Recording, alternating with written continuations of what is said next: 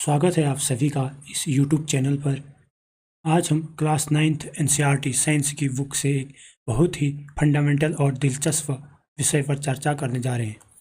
आज हम विज्ञान के सबसे बुनियादी कंसेप्ट में से एक को समझेंगे, पदार्थ या मैटर क्या है। यह क्लास 9th NCERT का पहला चैप्टर है और इसे समझना बहुत ज़रूरी है। अपने आसपास देखिए, जिस कुर्सी पर आप बैठे हैं, जो हवा आप सांस ले रहे हैं, अपने हाथ में जो मोबाइल या किताब है, ये सब क्या है? ये सभी पदार्थ के उदाहरण हैं। लेकिन विज्ञान की भाषा में पदार्थ की परिभाषा क्या है?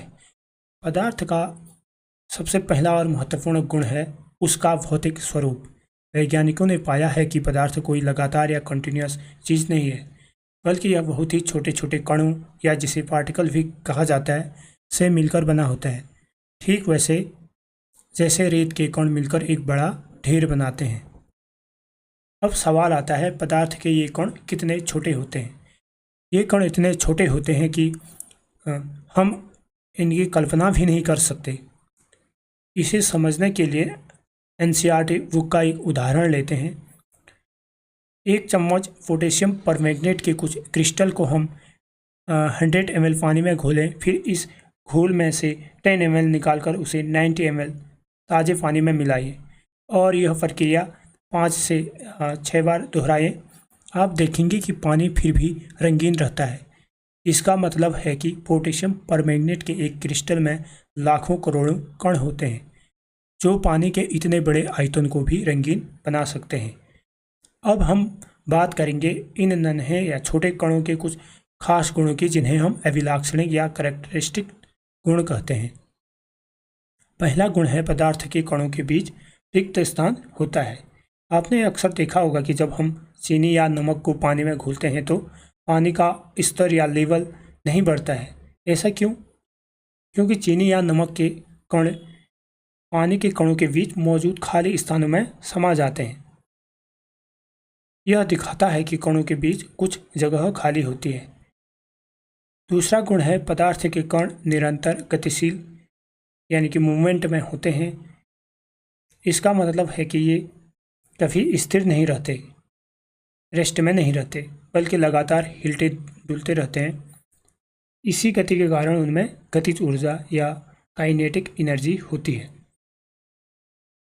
आपने कभी ना कभी महसूस किया होगा कि अगरबत्ती की सुगंध पूरे कमरे में फैल जाती है या गर्म खाने की महक दूर से भी आ जाती है।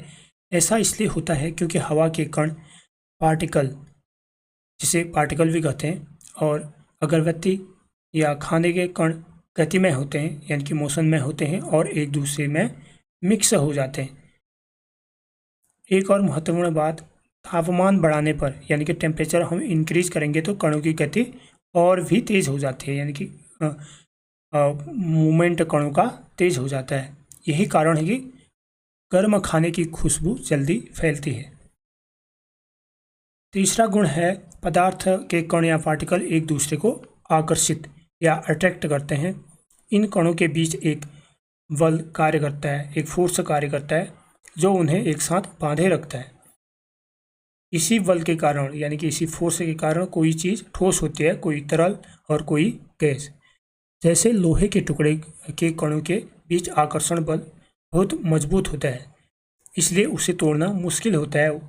वही पानी के कणों के बीच आकर्षण बल ठोस की अपेक्षा थोड़ा कम होता है, यानी कि लिक्विड में थोड़ा कमज़ोर होता है, जिससे वह बह सकता है यानी कि फ्लो हो सकता है।